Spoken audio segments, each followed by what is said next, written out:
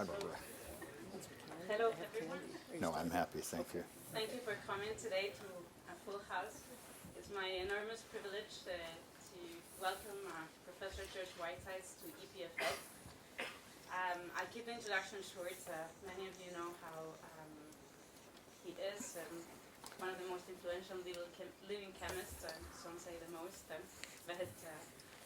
George Whitesides was born in Lisbon, and he received his undergraduate degree from Harvard University and his PhD from Caltech. He has a laboratory that is best known for his work in NMR spectroscopy, organometallic chemistry, molecular self-assembly, soft lithography, microfabrication, microfluidics, nanotechnology. You can name it all. He's invented it all. He's he's very famous for focusing in fundamental questions to solve what many had defined as virtually intractable problems. And this is, as you also know, a strategy that has won him more than 1,000 papers, more than 100 patents, the co-founding of 12 companies, of which I just mentioned Gemzyme as an example. And his current work involves developing diagnostic tools that are low cost, simple to use, and durable enough to withstand conditions in rural areas. Those of you who were yesterday in the point of... Oh, we're on. No, I don't want to share. I think we have Sion, correct, and Geneva. Only one speaker today. We have Sion and Geneva connected. These are the interconnected campuses of EPFL. I'm not going to take more of your time. He's been chairman of the chemistry department of Harvard, and he has as many honors as you can count, and we're just incredibly pleased and honored that he's here today to talk us about the simple topic of reinventing chemistry.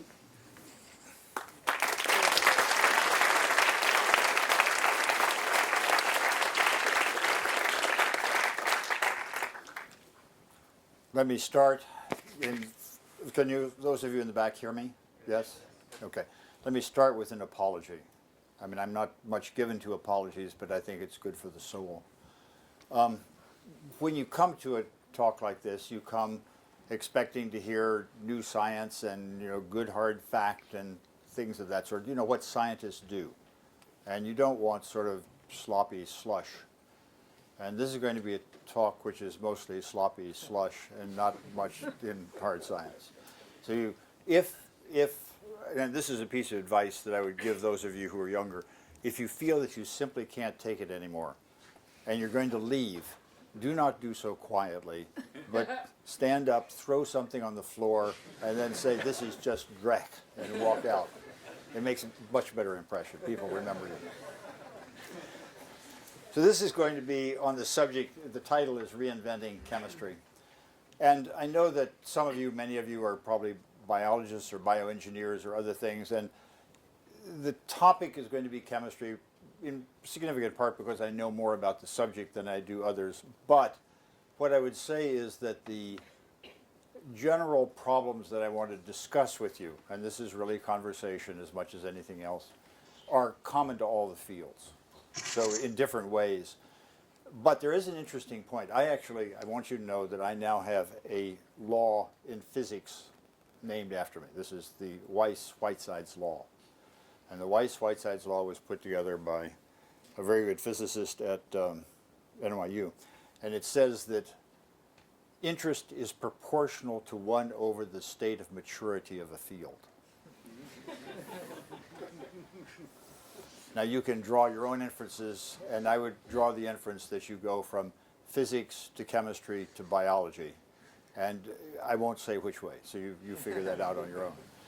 But the issues that chemistry are suffering in part will be issues that physics has suffered in part, and issues that biology will suffer in part. So some of the same kinds of things come up. And I think it's worthwhile thinking about these at your stage of your career. So, this is the question that one asks about any field, and in the particular context of chemistry, the question is chemistry as we knew it, is it over? And it's an interesting question because not everything lasts forever. You say, give me an example. There was a period where religion was the way human beings spent their time. There was a period when agriculture was the hottest thing that you could do. Right now it's the sciences, but think to the future, and what you think is, well, biology will go on forever. No, maybe it will, who knows. But there's sociology, there's all the social engineering stuff, there's computer science, there's the World Wide Web and its various progeny. Not everything stays on top forever, so the same problems come up. And this issue, chemistry is at a transition point, and it's really very interesting. So a way of thinking about this problem is to ask the following question, and that is, go out, talk to your neighbors, and you say to them, what does the field do? And if you ask what biology does, what they will say is, biology, terrific stuff, it cures disease, it understands the nature of life and how we think and things of that sort. I mean, these are identifiable things. And physics, I think, has been extravagantly successful in making up colorful names for what it does. So it studies exploding stars and energy and cell phones and nanotechnology and quantum whatever and gravity waves. I mean, it's really terrific. We don't know what any of that means, largely, but it's not important. If you say, what does chemistry do? And the answer is sort of a question mark. You know, what does chemistry do? I will point out that one of the issues with biology at this point is, you say it cures disease. Well, we've been curing cancer for 50 years, and we've actually not made a lot of progress in that. And if you look at the big three, cardiovascular, cancer, and neurodegenerative diseases, a lot of progress in cardiovascular, not so much in cancer, and none in, and the question is, you can promise people forever, but eventually you've got to deliver. And so that's an interesting time for biology in this regard. So what can I say about chemistry? And I had a very interesting experience in 2007, according to the label there, which is that I went to Avignon, a very nice place, excellent food. And there was a conference on the ethics of nanotechnology. And you say, that's lunatic, approximately. And I think that's right. And you know, it was about 100 ethicists and philosophers and me. And I assume that somewhere out there there's a philosopher named Whitesides who should have been invited, but that's a different story. But I was there, and we decided in about the first hour there were no ethical problems with nanotechnology that anyone could think about, but no one wanted to go home because the wine was really good and it was a nice monastery. So we stayed there for another 10 days, another 2 days, not another 10, and talked about various things. And one of them was, well, where are the interesting ethical problems? And so this is, in a sense, where one, I would argue, should start thinking about science. That is, you don't start with a paper that's in the literature and ask, what's the next paper? You ask, what is it that really counts? And so what are the biggest ethical problems facing society? Who's responsible for solving them? And what obligations as a scientist do you have to the society that's paying for you? I mean, forgive me for bringing up money, but I'm going to bring it up again repeatedly. And what was very interesting to everyone was that the argument was, in fact, that the biggest responsibilities, the most interesting field in some ways, was chemistry. And the argument was the following, that in the period following, well, from 1900 to maybe 1965 or 70, it was really physics, because that was quantum mechanics, relativity, which had enormous implications, but it was also nuclear weapons. And those, the combination of the new science and the threat was what, in a sense, dominated large-scale human behavior for a period. And then there was chemistry, which came during the war, which reinvented new forms of matter, which basically made the materials revolution happen, which did all kinds of stuff. But that was a relatively brief thing. And then came the electronics revolution, and computers and the World Wide Web and all the rest of that kind of thing. And then after that, what happened was that. Reality flickers. So, repeatedly sometimes. So anyway, what happens at that point is that we think there was a period when the human genome was advertised as being, you know, the most important thing. And in each of these, as you go along, you realize that fame is fleeting. So the genome is absolutely fantastically interesting, but the mapping from the genome to phenotypic behavior is pretty primitive. And the World Wide Web is going to be extremely important, but it's in a state of development at this point. But things like climate change and water and migration and rebuilding destroyed societies, those are basically making stuff and using chemistry for fixing large-scale societal problems. Now you can argue with that or not, but that was the conclusion of things. And to sort of make the point, I want to give you an hour examination.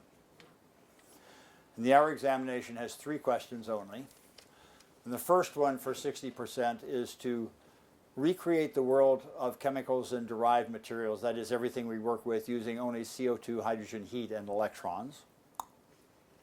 Can you do that? The second is 20%, trace a mechanistic pathway from ions and neurotransmitters to the Brahms Requiem and explain the reaction of the audience. And the third is, for 20%, sequester unlimited quantities of CO2 and provide unlimited power and water with a guaranteed 20% after-tax return on investment. Use no equipment not readily available in Haiti or Somalia. And how many of those can you do? And I don't know about you. You're young, you're smart. I can't do any of them. So, you know, the point of that is that there's a lot of stuff at very large scale that really, really needs to be done that involves things that seem almost familiar. What's more boring than carbon dioxide? Well, there actually turn out to be a lot of things that are more boring than carbon dioxide. So what are some problems? This is all familiar, and I bring it up just really to provide context. So we've got global climate change, we have poverty, we have conflict, and conflict is particularly interesting because it's a major source of this, but conflict is also so dramatically changed in its character in the last 50 years that you almost don't recognize it. And in fact, if you look at the fabled Russian doctrine of hybrid warfare, it will never go back to the old ways of doing things because it turns out to be more efficient to do things for Twitter and things of that sort than it is to actually blow up buildings. And then you have robotics, which I'll return to, but that basic issue of we think of a robot as a machine that sort of does badly what human beings do, but you combine robotics with artificial intelligence and look to the future, and it's not clear that we're not right now creating a peer competitor. And a peer competitor means something that we can do everything that we can do and maybe better. And that raises lots of interesting questions. The nature of jobs, what will people do? Will we have a future in which there is no work? It's all being done by something else. And then the very character of healthcare. The Western world has a view of healthcare which is that end of life is everything. It is the responsibility of the healthcare system to deal with end of life. So if you're, forgive me for personalizing this, my age and you're dying, which I plan to do but not here in front of you. The sort of basic question is, should you spend money keeping me going miserably for a few more weeks, or should you spend that money on children born to mothers who are addicted to fentanyl? And that's a lifetime investment. And remember, it's not a question of both are good. It's resource allocation. There's a limited amount of money. How are we going to spend the money? And that's a different kind of question altogether. So this is an outline for chemistry, but I asked you to map in your own mind these things as we go on. So chemistry is an end of an era. This was the World War II era. This issue that continuing the past is a poor option, because for every field, if you don't do something new, people get bored. So you've got to do something new. Biology is beginning to bore people with genomics. You've got to get on with doing something new and interesting. New opportunities, much more interesting than the old ones, but also they have to be much more ambitious. And then I'm going to spend some time on this because we're in a largely academic environment, and there has grown up historically a view that what you do in universities should be decoupled from utility. That is, it is the mind thinking. And I happen to think that is total nonsense for reasons which I will explain very politely, I think. And then, this is a technical detail at the bottom, but we'll come to it. So what has chemistry done? And you can supply your own variants of this for your own field. But fantastic advances in making complicated molecules, the ability to generate machinery, and this is an NMR spectrometer and a superconducting magnet that enables us to look at the structures of proteins, and you're familiar with all of this. Very interesting catalysts, drugs, the statins, and I'll return to those in a bit. Single molecule spectroscopy, this is environmental maintenance. All of this stuff and much more is come out of this world. And you notice it comes sometimes from funny places. So for example, everything that goes into this came out of World War II. It's all technology from that period. And where did this come from? This stuff, same place.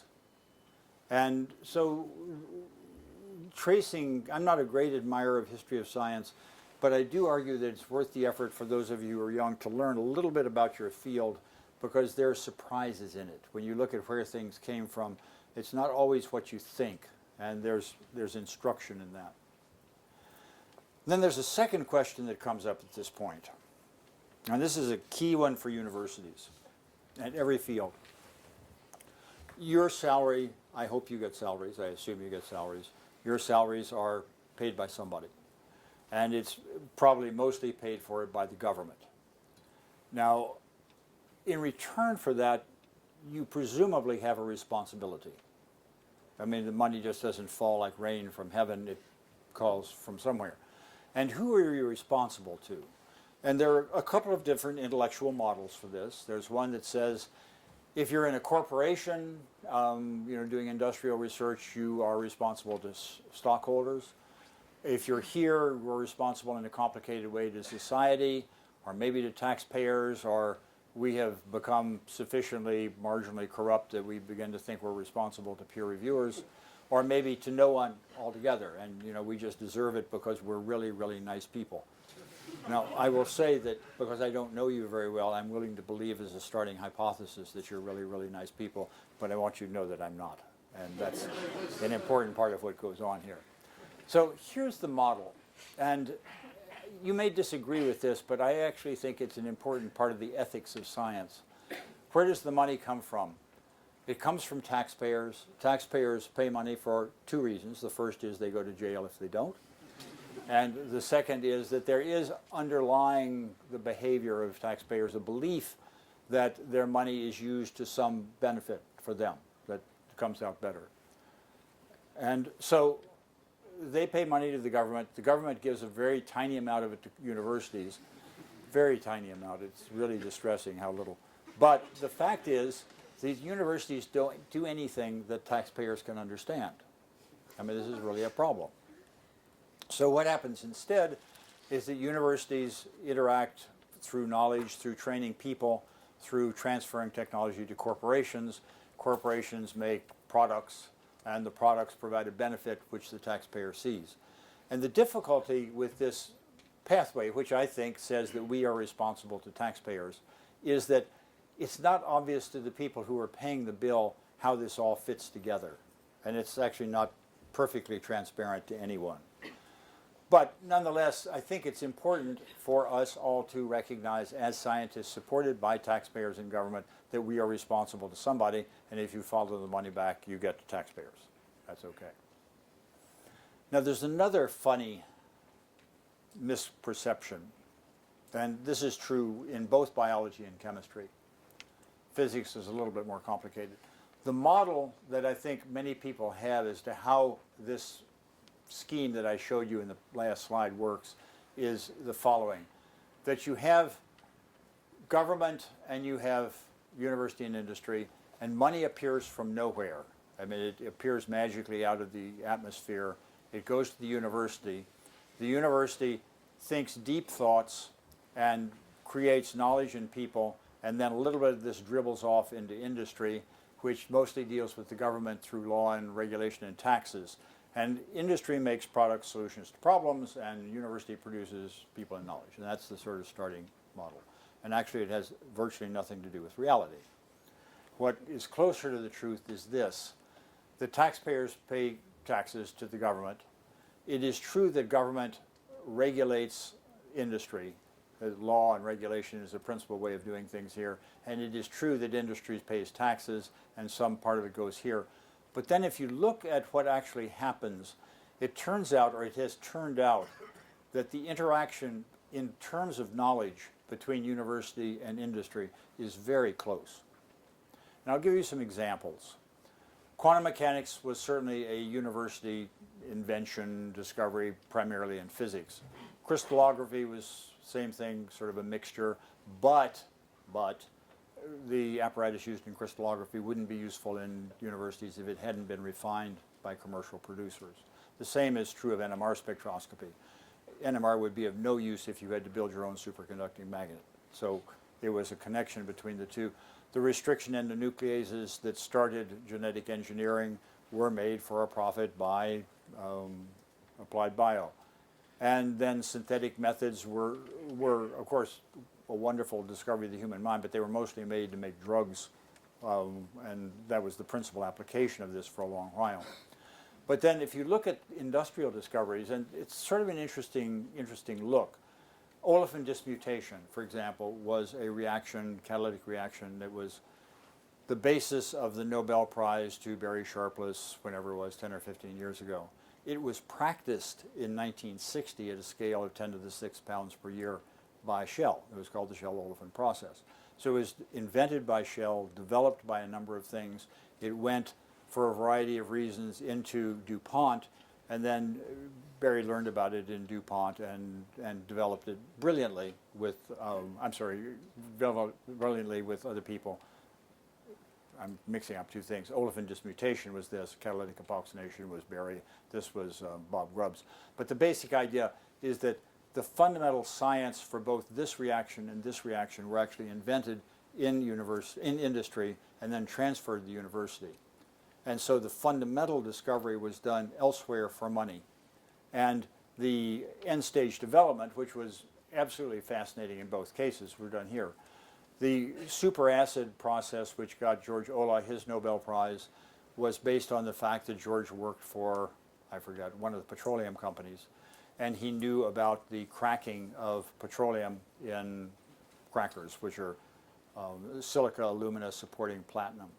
And the silica alumina is a superacid. And George knew about this, and he had the idea of, well, wouldn't it be interesting to try to make a superacid that was a liquid? And he found that you mix sulfuric acid and various things, and you got this amazing stuff. But the point here is that these things all started in industry and went back over here. This stuff all happened over here and it went here. NMR, commercial NMR, would not exist without Brucker and Varian. So, you know, without industry, there would be no uses here. The two are intimately connected. And it's good not to get too uppity about where things happen. It's good to give credit for where credit is due. Now, I'm going to ask a set of what are really sort of simple ethical questions, and they're directed not toward middle managers in university, because we middle managers in university don't have a lot of flexibility, and we're not very creative people, and we're not responsible, we're entitled.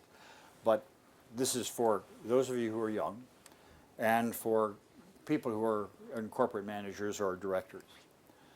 The first question is this one: what are you doing and who cares? And if I had one thing that I'd like you to walk away with, graduate students, it's that last question. I think it's a very good question about science. Who cares what you're doing? And if the answer is, I care, nobody else cares, I don't care whether they care, then I think you should think about getting another job. So the second is, why are you doing it? And you know, if you're doing it, let me put it another way. I think that it's good always to have something where there's a large-scale societal benefit, at least somewhere in the outcome. And what's your aspiration? Suppose it works perfectly. What do you do? If the answer is I publish a paper in Applied Physics Letters, then finding a convenient bridge of about the right height and leaping from it is actually quite a useful thing to consider. Now, I have two models for you here to consider. These are habits. This is the academic habit. The academic habit is get some money, do some research, write a paper, use that paper to get some money, to do research, to write a paper, and you know, this goes around and around. And it's actually a pretty important issue, because when you're starting your career, particularly as an academic, you have to ask, is your job to get money to write a paper, to get money, to write a paper, to get money, or is your job to do something that actually makes a difference? Because once you get on this, it's going around sort of hard to get off. So you don't want to do that. And then this is a somewhat more complicated issue, but there is an argument with corporations, both in Europe and the United States, that a corporation has an obligation, which is legal, to return funds to stockholders. That is, in fact, not correct.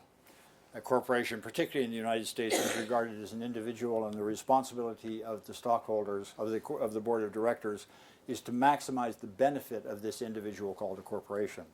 And if that involves longer-term research or shorter-term research or no research or all research, that's a perfectly good outcome. They're not constrained to give money back.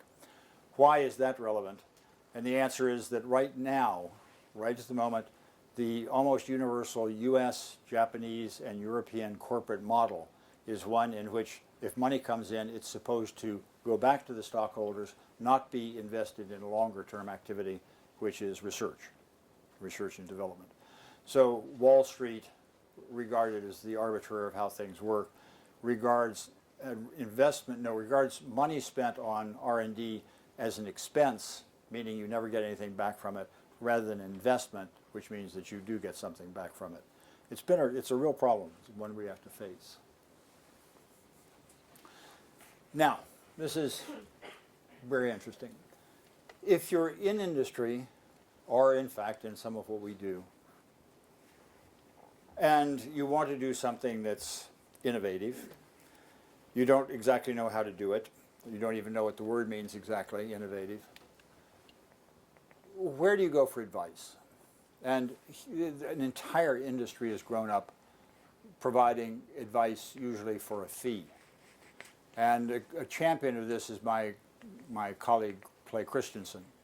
Mr. Christensen has written a number of books on things like the innovator's dilemma. And his argument is that corporations what they should really do is think about what their business is and think about some cosmic clap of thunder that would enable them to bypass all of that and go to something next. And so if you were in the business of building adding machines, what you should do is think about computers, because computers completely made adding machines obsolete. That's an interesting idea. He says, when new technologies cause great firms to fail. My other colleague, Jill Lepore, who writes faster than any of us can read, and who is extremely smart, has written some very interesting descriptions of this story. This is one in the New Yorker, in which she says, not particularly politely, that everything that he says is nonsense. It's just total nonsense. And that, in her view, everything that happens is the result of incremental change. And so the World Wide Web didn't come by going from a transistor to the World Wide Web. It was the World Wide Web to simple computing devices, the switches, the computing devices, to big computing devices, to to primitive ARPANET, to the sort of building up process leads eventually, in that view, to something in which you cannot predict the outcome based on what goes into the system. It just does more than you think once it begins to take off. And there are two interesting ways of thinking about this. One of them is based, at least in Washington now, is based on something put together by Don Stokes at Princeton, and it's called the Pasteur Quadrant. And it's a 2x2 matrix, because it was put together in business school. And on this axis, there's quest for fundamental understanding, which we often call fundamental research.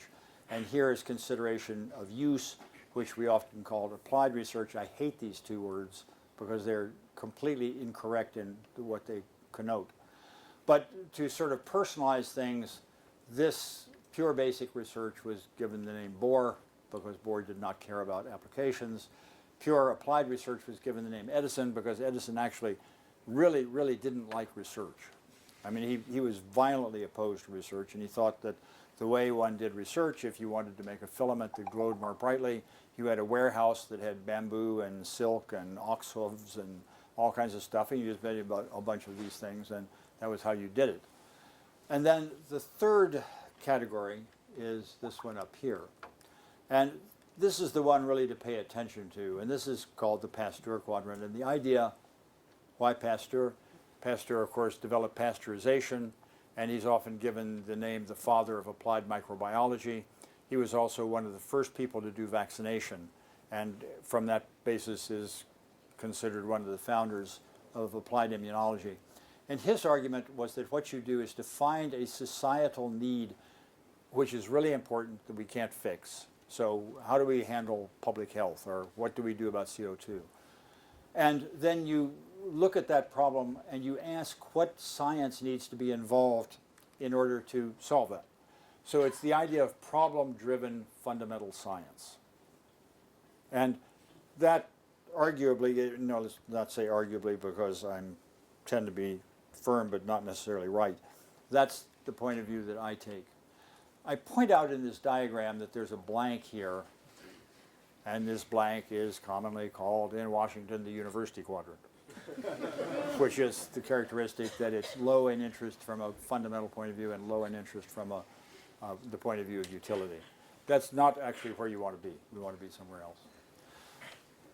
Now, these are two other interesting books that you should all read. All of you should read Mr. Kuhn on the structure of scientific revolutions, and this book by Gertner on the Idea Factory, which is the story of Bell Labs.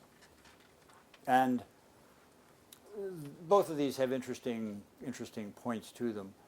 One of his points here, of the many good points he makes, is that most scientists, in his view, 99% of scientists, spend their life making sausage. That is, you turn a crank and a sausage link comes out, you turn a crank and another sausage link comes out. And he has a prescription for how you get around that problem, but it's something to think about. The Gertner thing is actually very interesting because Gertner is talking about Bell Labs when it invented the transistor, it invented the beginning of computation, it invented digital logic and Boolean algebra. Shannon and Bardeen and Schreifer and all the rest of these guys, I mean, really good people, and there was no question they were extremely bright. The picture of Bell Labs in that time in innovation is one in which the argument was that you had brilliant physicists unconstrained by financial circumstances for a variety of reasons, inventing brilliant pure physics which led to computers and the internet. And Mr. Gertner's point was that not a single word of that is true. There's no question that they were brilliant physicists, but they were doing it to make a more profitable telephone system. So it was purely, if you want to put it this way, Pasteur quadrant stuff. People in New York wanted to bet on hog futures in San Francisco, and to do that they needed a telephone system that would get there. So in his view, there are sort of four stages to what he called innovation. The first is science. He says that's cheap and you can get it pretty much anywhere. The second is what he called invention, which is prototyping what an application might be.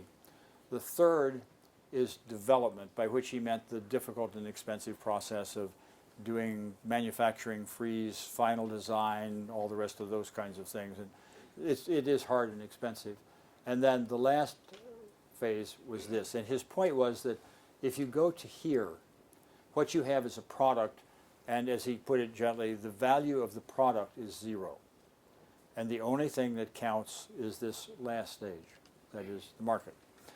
By which he means that unless you have something that is sufficiently valuable that people will actually pay you for it, then you can't be involved in this cycle in which you make it, they buy it, they give you money, that gives you the money to reinvest to make it better, to expand it, and then you have more people buying it, and there's a process that does this, which gets better and better. And why do I bring this up? And you say, what does it have to do with the university system? And the idea that the university system should be dissociated from this process, that is, that we should go to the stage of science, or maybe this point and then stop, just probably is no longer an acceptable idea. It just isn't going to work. So we need to think about how to go the whole way. All right, so what about types of problems? let me just sketch some, and we've talked about some of this, but these are all things to think about, both from a chemistry and biology point of view. What is life? Good, big question. We don't know the answer. There are people who tell you, but they don't. Building pure competitors, we talked about that. What happens when you take very sophisticated machines, which are already available, and put them together with very sophisticated artificial intelligences? And if you have, in a Turing sense, if you have a system that you can't tell whether it's alive or not, then you have to sort of assume it is. Water, a problem everywhere. Population control, megacities, all neat things. We'll talk about this a little bit more. And then the practical questions are, how do we generate energy without using CO2? We're making a lot of progress on that. Healthcare cost reduction, I'll talk about that in a moment. Catalysis, population control, and megacities. And notice that these are the same. I mean, some of these problems are fundamental problems, and some of them are very applied problems at the same time. And that's really quite neat. So let's take a look at this. Here's a cell, and all of this has the characteristic that it is molecules, and the molecules are not alive. But the amazing thing about the cell is that it is alive. And this is one of those questions, which is, how is it that you can take a collection of stuff, which is just molecules reacting, and have that become alive? And there are different points of view about this, but it is one of the big questions. Has something else happened in between molecules and being alive, or is being alive nothing more than a bunch of reacting out of equilibrium dissipative molecules? And I don't think we know the answer. But you take a step further and you go to this. This exquisite object was a grandchild of several years ago. And one of the things that's present in here is something called a brain. And you ask how that thinks. But the interesting reason for bringing that up is that if this is just molecules reacting, and the cells that make up the brain are just molecules reacting, is self-awareness more than just molecules reacting? And that's the basis of something called the mind-body problem, which says basically there are different points of view that either it's just molecules reacting, or it is something in which there's something else that we don't know what is that's added. But these are really big, interesting questions. You know, this is what young scientists should think about doing. Here's another sort of technical question. Right now we have an economy which is based on the idea that out of the ground comes reduced hydrocarbons. You do things with them and you oxidize them, whatever this might be. Why can't we start with CO2, with cheap reducing agents from solar or whatever, and make the same molecules? And the answer is we almost certainly can, but we don't have any technology for doing that because nobody's ever really seriously tried. So this is, when you have a new idea and you're interested in innovation, it has to go through this process. And this is the hardest possible part of it. And there are all kinds of interesting things that you should do to convince yourself of this. This is one. This is from a DOE website, and it shows the flows of energy from source to sinks of various kinds. And what you see in here is that if you do coal, natural gas, and petroleum, it corresponds overall to about 80%, a little bit over 80%. Here is wind at 0.15% at this point, and here's solar at 0.06% or something like that. This has come along rapidly. This has come along very rapidly. But this isn't going to go away, and particularly as fracking has made methane really cheap, and there's still a lot of coal in the world. What do you do about this? How do we think about the CO2 problem? And we tend to think about it as somebody else's problem, but fortunately, I'm soon not going to have to worry about it, but you all will. Here's a second kind of thing, and there's an interesting point here that when we think about innovation, we tend to think in terms of technology. But the people who have a somewhat different view of this, broader, say that innovation can occur in three schema. There's technology, there's process, and there's business model. And you can be innovative in all three of them in different ways. And this is an exquisite example of business model. This is the cost per kilowatt hour of silicon and whenever this thing was put together. And what you notice is a dramatic decrease in the cost for solar silicon. And why did that happen? Was this the result of clever technologists doing clever things? And the answer is no, it had nothing to do with that. What it had to do with was a decision on the part of the Chinese government to make the cost of capital for production of silicon solar cells artificially cheap. So this is a business model proposition. And their view was that what they were willing to do was to forego the interest they might have earned on this capital in order to dominate the renewables market globally in a longer period of time. And for those of you who like to see really enormous sweeping ambitions, look up something called Belt and Road. Belt and Road stands for Maritime Belt and New Silk Road, which is a Chinese mega plan for how to build a commercial empire. It's very, very interesting and unbelievably ambitious. And it's a 50 to 100-year plan. Here's another example. You ask what country has made the biggest contribution to reduction in CO2? And you say China. No, actually it's Brazil. And Brazil has done it by limiting the rate at which deforestation is allowed to take place, because the largest global sink of CO2 is the Brazilian rainforest. And so, you know, these are sort of non-obvious things that you need to think about, but as a scientist or a biologist, it's not just a question of having a good hydrogenation catalyst. What you maybe should be thinking about is how you reforest the Brazilian basin. I mean, a different thing altogether. Not so interesting, I'll skip those by. But this is a really interesting subject, at least to me. A megacity is a fundamentally new structure. We've never seen them before. And in the trade, a megacity is considered a city which has a population of 50 million people or more. And Beijing is the classic example, but Rio is another example. There are, you know, maybe 15 of them now, Mumbai, New Delhi, so on. But what they present is a series of problems in management that humanity has never seen before. Everybody is moving from the countryside into cities. There will be lots more people living in cities.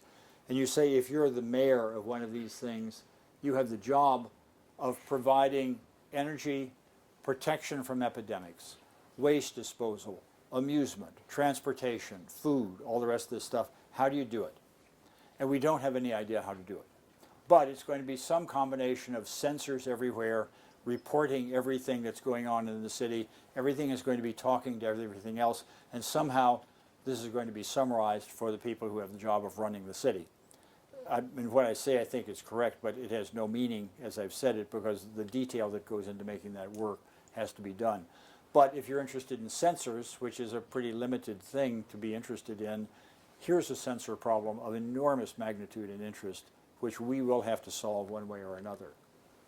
And you say, why should chemists and scientists be interested in doing this? And all of you may be familiar with this, which looks like a megacity, but it isn't. It's Ludwigshafen, which is home base for BASF. And so that's, you know, an island about the size of Manhattan at about 0 population density, but enormous productivity in terms of hydrocarbon. And probably that industry knows more about how to run this than anyone else does. And here's just one more example. What do you think about when you think about changes in energy? And probably the single biggest thing that's happened in energy production in the past X years has been the invention of horizontal drilling. Because horizontal drilling has made possible fracking, and fracking has released enormous amounts of methane for use and fundamentally changed the oil and petroleum market. The United States has gone from being an enormous importer to being a next exporter of hydrocarbons. Why is that important? There's so much methane now that any alternative renewable energy source has to fight its way through very, very low cost for fracked methane. And then these are just another short list of things to consider. I'm not going to go into any of them, but one of them is the Internet of Things. You will live in a world in which essentially every machine will talk to every other machine and not include you in the conversation. And you say, well, that doesn't bother me because I control the machines. And my answer to that is, you do right now. But I don't know about 20 years from now. And you ask what goes on in an airplane. You could take the pilots off and the airplane is doing just fine as an Internet of Things. World without work. If we move to something in which robotics take over most of what human beings do right now, what do you all do? I mean, what will be the job of science in that circumstance? We don't know.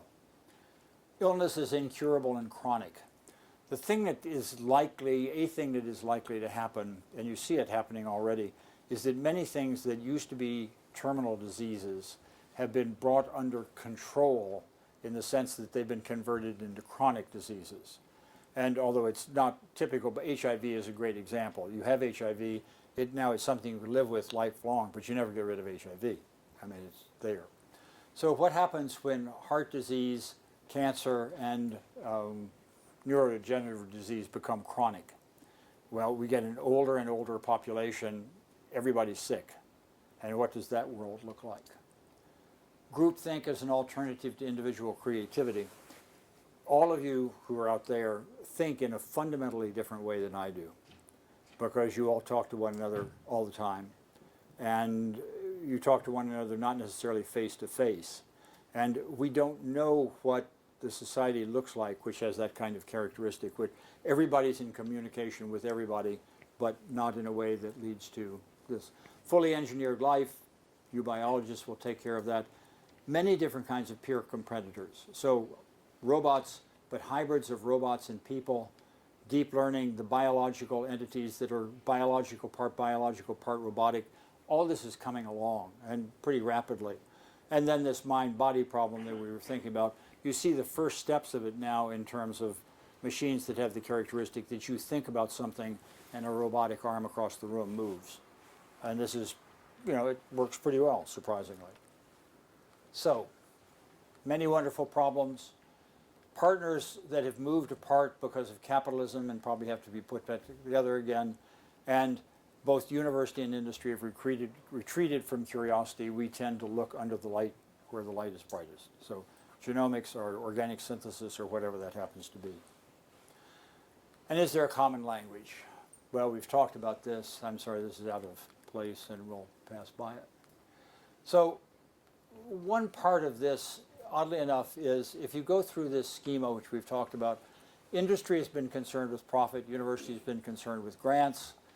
We've said that products, in principle, can lead to a market and benefit to society, and if society understands what it's getting, it can pay attention to these, but there's no sort of connection here. So the issue in this is that if you put these together in such a fashion that you begin to make product and do marketing, you think about it, you say, I didn't come to graduate school to do marketing. But why not? Because if you're solving a problem, that may be an essential part of it. And so chemical engineering, I think, or engineering is a critical part of bringing science and products together. There's also another really interesting thing that's happening. And I can't figure out whether this is good or bad. It used to be the case that if you had an idea in a university, you would go to industry, here chemical industry in Ludwigshafen, but with biology it's mostly to Merck and Novartis and GSK, and you would know where to go. There was a single point source, and that was all fine. What's happened now is that that's fundamentally changed. And if you have an idea here, you bypass all the people who are the big companies, and you go to Google and Amazon and Oculus and Alibaba and Tencent and Walmart and all these kinds of things. You're responsible, in a sense, to a fundamentally different group of companies that are fundamentally more connected directly to customers, which fits in with this idea that you already have of talking to one another all the time, and here's another way in which you're going to talk to one another all the time. It's just a different model for how the world runs than the one that we've worked in. So, you can ignore this because it's mostly about chemistry, but look at the part that's down at the bottom. Chemistry, and I would say that in some extent biology and physics are intellectually timid and risk averse in universities. Is that the right thing to do? And that's not a criticism actually of anybody in the room, but we have become populist in our thinking about science. In terms of what industry does, and industry has the wherewithal to bring technology to public recognition through benefits, it's all financial return now. And so financial return has to do with this, not other things. And then our teaching focuses on the past rather than on the future, and on the basic idea of technical imitation, that is apprenticeship. And I know as a teacher of chemistry for years, we teach over and over again stuff that we all know to be wrong. And why do we do it? And the answer is that what's right is so complicated that you can't understand it. It also turns out to be so complicated that we can't understand it. But we know it's wrong, but we teach it anyway. That doesn't sound right, that whole story, but that's sort of the way it is. And I note this particular thing, the Liebig apprentice model, which in this view, the apprentice is someone who learns to do what the master does through imitation. And arguably what we should really be doing is exactly the opposite of this, which is and I wish I had a cape of this elegance, we should be training you to be exactly the opposite of what we are.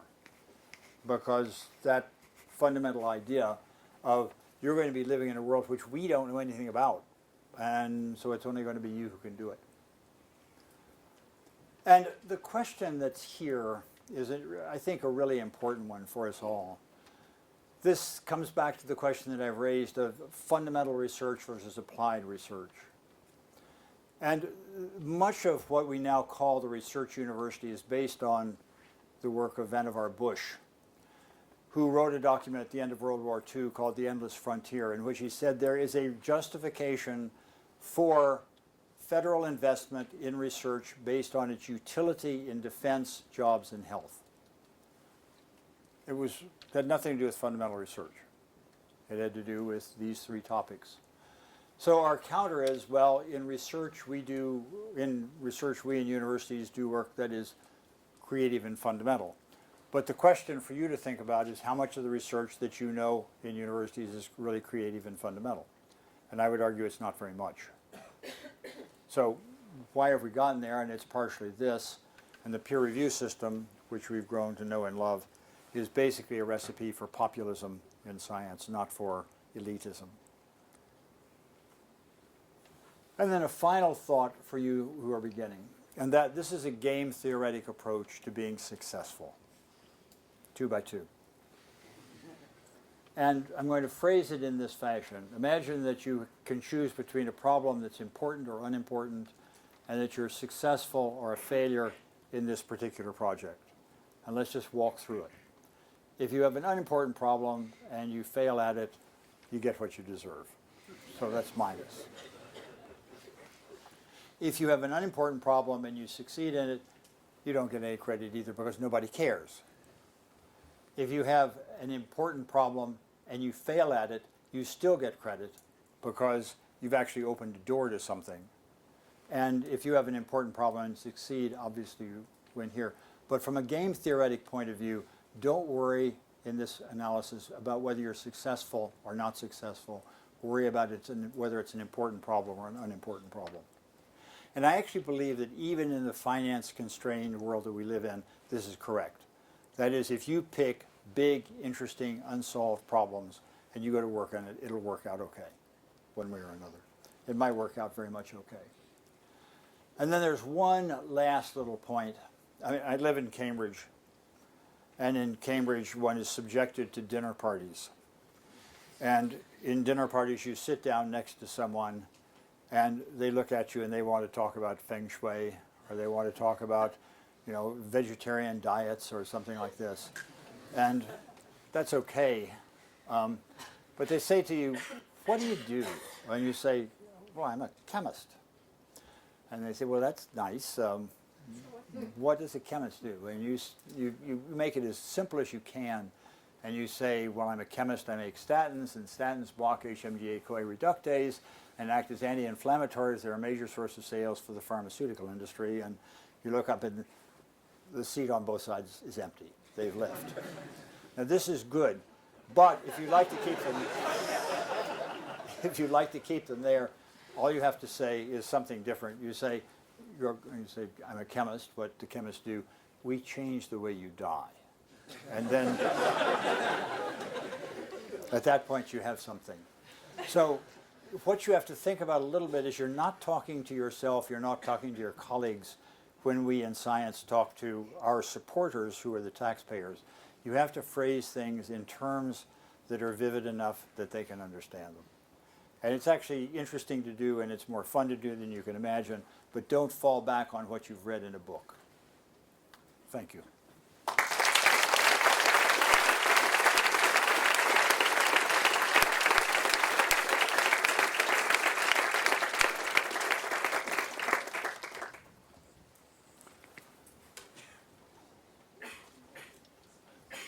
I'm a little disappointed that no one stormed out, but, sir. Hi. We have a microphone here. We're Okay. Circulate it. So amongst the big societal problems, Yeah. I was just curious, why did you leave out education? And education for very large masses of people who essentially view education as the only way out. You know, that's a great question, and I left it out only because in some slide it disappeared in the course of things. But you can make an argument that education in the long run is everything. As you do education, particularly education for women, that solves in some ways the problem of population growth, because women who are educated tend to have fewer kids, which solves energy drain, which deals with a series of problems in public health. I mean, it's really a very, very good thing to do, particularly in societies who do not educate women. Having said that, one of the problems right now is that we're at this breaking point where people who teach, you know, in front of just what I've been doing, yak, yak, yak, yak, yak. We who do this don't actually know how you think, because you have some process that involves thinking, that involves tweeting, for example. And I have yet to understand what information is conveyed in a tweet, but it seems to be something that everyone likes to do. And so there really is a gap where people who are teachers don't really know how to teach. It's a little bit better maybe in science than in some areas, but that underlying question of how you appropriately teach and what new models for teaching will be has to be worked out. So great question. Hi. There's a video on the web by Kahneman interview where he talks about robotics and longevity. I don't know if you've seen it. It's a great No. interview. And he says, well, each one of them is a great subject to pursue as a scientist. You know, robots Right. help humanity and you can live forever. But he argues, I think, that basically that if you have the two together, it's a total disaster. And I don't want to explain fully, but the implications indeed would be tough. So my question to you is, if you, as you've suggested, you pick your research direction or your passion, not to publish the next applied physics letters, which I can understand with this, or nature, but because of some cause, which maybe I picked the right one, but maybe I picked the wrong one. You know, what am I? I'm an engineer. I was the geek in high school. I was not the philosopher. So I worry about that. About how do you take the morality? Where does the morality come from, and why should the engineers or the teachers? Well, so the combination of robotics and very long lifetime, let me talk about the two separately. My beloved wife, who's sitting down here, has long maintained that at the age of some magic age, let's say 70, we should get a FedEx box from an anonymous source that contains a derringer with over and under and instructions to use within 10 days.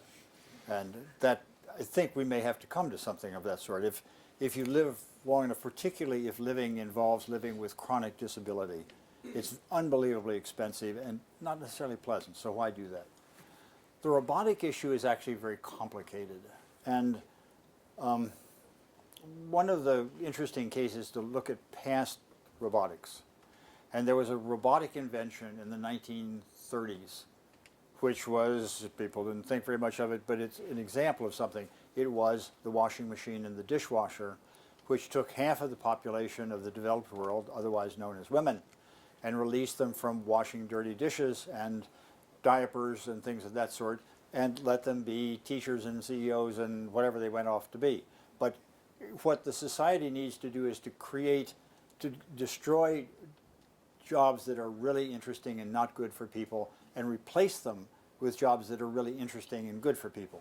Now, if you think about the healthcare system, we're focused on, in my view, the wrong kind of people. Those who are going to be doctors are dealing with cancer. Well, maybe you should be dealing with public health, which benefits large numbers of people who we talked about earlier.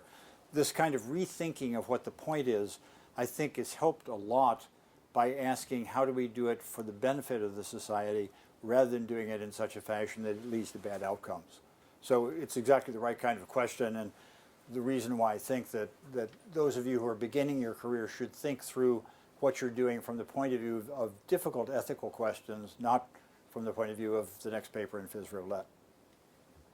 So we agree, I think, probably.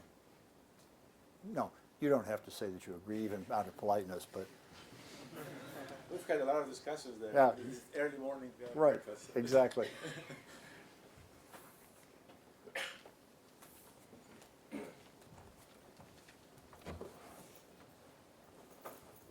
This is a bit of a, I think, an ethical type question. But who is to decide what is for the good of society? I mean, in general, if you take the people with the money, they tend to be older and they care about living longer. So then maybe that's why we invest more in making sure people live longer. They have the money. But Oh, I can look at that in two ways. One is I'm older and living longer, and if you're telling me that I have control, I think that's a terrific idea. And I should extend that as long as I can. But the answer is you decide. Because, science is a big enterprise. It impacts all kinds of things, and it only works when people who are scientists make those kinds of decisions. But you have to start by thinking about that it's an interesting question. And so you're doing the right kind of thing, but then you have to think further and actually act on it. What do you do? So we're on board.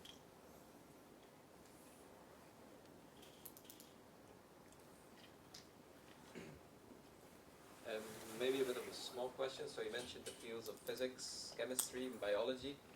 And why is this important to categorize what you do as you're a physicist? You're It's a not. chemist? No, it's just those happen to be conventional definitions that we have right now.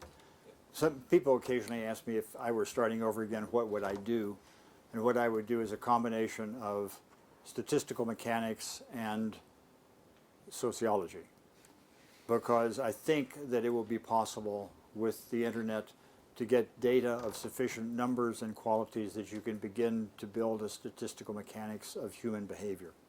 And that's going to be a key to thinking about managing cities where most people are going to live. That may be wrong, but that would be a thing that doesn't even have a name, but you can sort of see where the pieces would come together.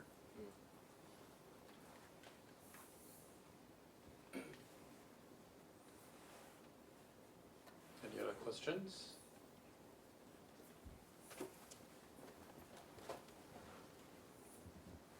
So I guess this is just a point about a matter of perspective. So let's see. So you kind of finished your presentation by just saying, so yeah, chemists kind of like change the way you die. So and I have a question, or three questions related to that. So could we actually phrase it in a way of saying chemists change the way you live? Yep. And wouldn't that keep more people around you during your dinner parties? Well, the question is, do you want them? You want them to have a vivid memory, but perhaps to go away.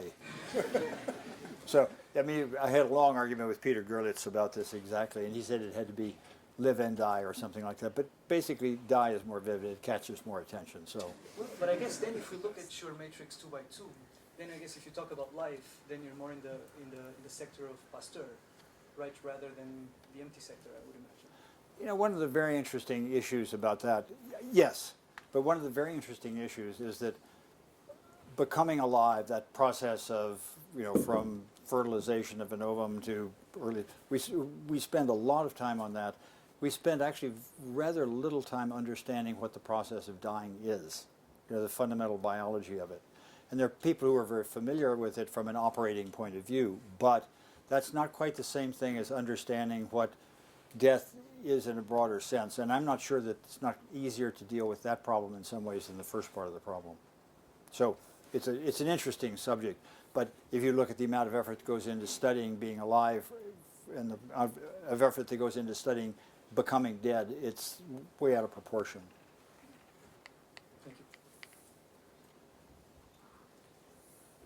Can I make a related comment if you don't mind?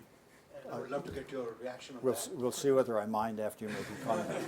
So I think the people, or everybody, has obsessed about immortality forever, and has, you know, how we change, how we die, is in some sense much more interesting and catching than how we live. You know, we have a colleague who's a statistician who has the characteristic, has the characteristic that, no, has studied the following question. If you take out statistically lifespan as a function of time, do you see that curve bending over in a way that suggests a fundamental limit to how long we can live? And he says that he doesn't see one. So, you know, that's on the one hand, it says we may not be next to that point. On the other hand, we know that you get older, as you get older, you get sicker, there's more disability. And that, to me, leads to this uneasy idea that we could be living longer and longer, sicker and sicker. And that makes me very uneasy, because I think that's a more probable thing than immortality. Hi, so you talked about choosing whether a question is important or not, but then you also talked about kind of the market and the products. So is it, how do you bring that, how do you kind of weight the market value of the problem when you choose something, when something is important or not? But you're implying by that question that important and market is different. Are they or not? Well, in some cases they probably are. If it's a question of whether cereal in a blue package sells better than a cereal in a red package, I would agree not important. On the other hand, I got an interesting number from a colleague who works for one of the information companies. I asked him, just if you look at the current fabulous 10 nanometer, sub 10 nanometer design rules for electronics, they're made by unbelievably sophisticated optical systems for photolithography. How much money has it cost to develop those optical systems, not to manufacture, just to develop the systems? He said they don't know the number, they've looked at it, but the number they guess is somewhere in the order of $1.2 to $1.3 trillion, which is a lot of money. And the point is that that amount of money, which has accomplished what's probably the biggest engineering job the human race has ever done, would only be available if a lot of people were contributing by buying. Yeah, so, but I mean, like, you know, certain diseases are ranked. For example, maybe one of the reasons that cancer is so heavily invested is that there are a lot of people willing to pay money for this, rather than some diseases that are more neglected, that are maybe affecting only people that don't have money. Does that kind of?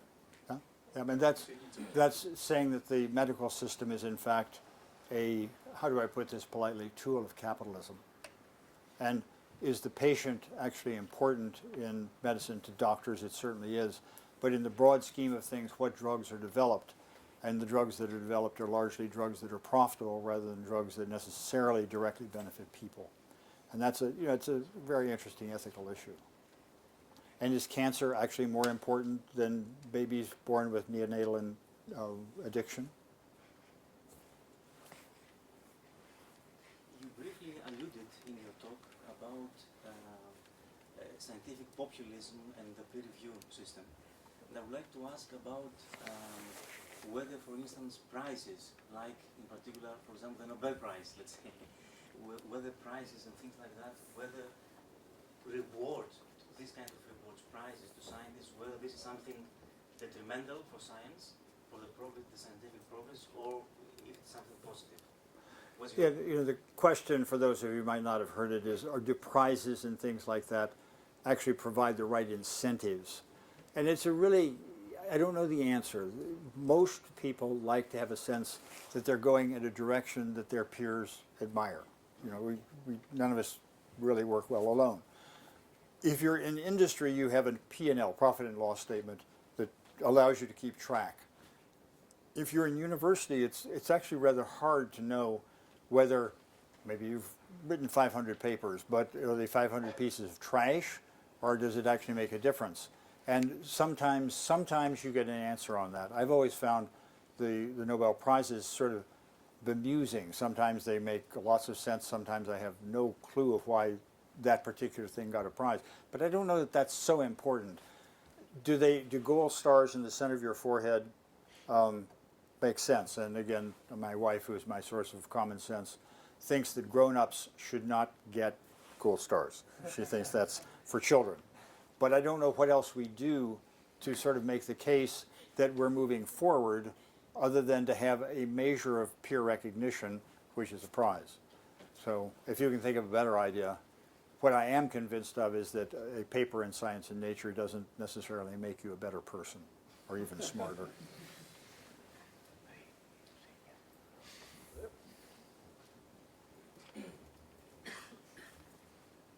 So I have a question about creativity. So you seem to think that the current system is set up in a way that doesn't really encourage maximum creativity, and that if we change the incentives or gave instruction to be more creative, that we would be more creative. But I wonder, how much creativity is something you can recognize usually in hindsight, very difficult to predict. And so I guess my question is, what's the potential to increase creativity? Isn't there a second law of the thermodynamics of creativity, which means there's some maximum creativity of the population as a whole? How far off that do you think we are? A lot of creativity is accidental. So if we give an instruction to be more creative, will that actually produce more of what we're looking for? I think I would phrase it slightly differently. I would say that if we provide an opportunity to be more creative, and if people then take it and you look in retrospect, look 5 years in the past, and you find that what they did 5 years ago has actually made a big difference today, then you give them more money. And if you don't see that, then you do something else. So is creativity durable? Is creativity durable? So that's I think we hire people based on track record. right. They've been creative in the past, they'll probably be creative in the future. Is that true? I would say that as they get older, they become probably less creative, but may still be. And I'm saying this not in, don't misunderstand. I'm absolutely dispassionate on the subject of the wisdom of ages. But the fact is that age brings the experience of having seen a lot of stuff. And that has a value. I'm not sure that that's the same value of somebody who's just really curious and has really great instincts. So it brings awareness of creativity. It brings awareness and sometimes a different kind of creativity. Capacity for creativity, what's that? You tell me, in one of my, I get much of my information on sociology out of the American Airlines in-flight magazine. This is really important, but I read somewhere an article on creativity and science and the age in which scientists in different fields were most creative. And in mathematics, the figure is if you haven't done it by the time you're 30, it's all over, whatever the number is. And then physics came after that, and then there was something and something. And the only thing that I think you should go away from is the fact that the age of greatest creativity, the field in which creativity was greatest in old age, was chemistry. And I think the reason for that is that chemistry is an area, a lot of chemistry is an area which is a pattern recognition area. You see a lot of facts, you don't necessarily have analytical models for them, but you've just seen a lot of stuff. And so probably older people can do that better, but when it comes to coming up with something nobody's thought of before you, because you know more and you learn more quickly, it's clearly for young people. So this is again an argument for the FedEx box with the 22 in it. With this happy thought, I'll ask for the last parting question. I don't think it was polite for you to say happy in exactly that context. So well, maybe I'll ask the last question given the context. And it's, what do you think would be the magic solution to the peer review system, or to integrate the importance of market? I actually think there is an answer to that, and that is that the reason why peer review was put together was that the alternative in federal support was that the government would give it to government bureaucrats, which would allocate it. And the feeling was that that was really, really unquestionably a really, really bad idea. So the idea is you give it to university people themselves, which neglected our capability for generating our own bureaucracy, which we've done with great skill. But I think that if we do things that society recognizes as being exciting, interesting, worthwhile doing, and do more of it, they'll want more of that. And so there will be a greater tolerance of things in which the idea that you hear in its first generation may be a little bit peculiar. The United States had for a while something called the Golden Fleece Award, And that was the basic idea, that was that if you looked at something like, you know, the mating patterns of goldfish in the Ohio River, that this was just someone wasting taxpayers' money, although they may have had a very good reason for wanting to look at the mating patterns of goldfish in the Ohio River. And the trouble is, a lot of what we do, people don't understand. And that last slide, the one on change the way you die, it actually is much more important than you think. Because if people do not understand what we do, they are not going to pay for it.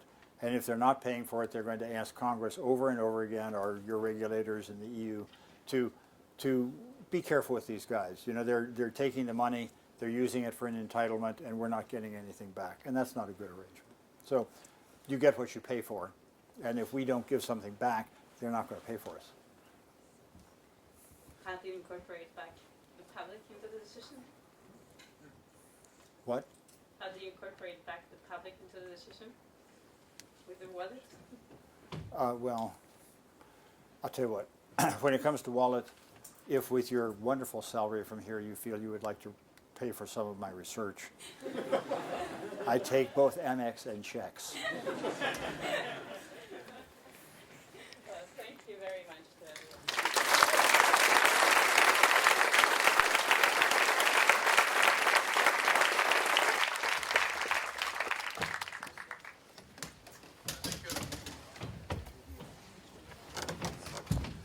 So,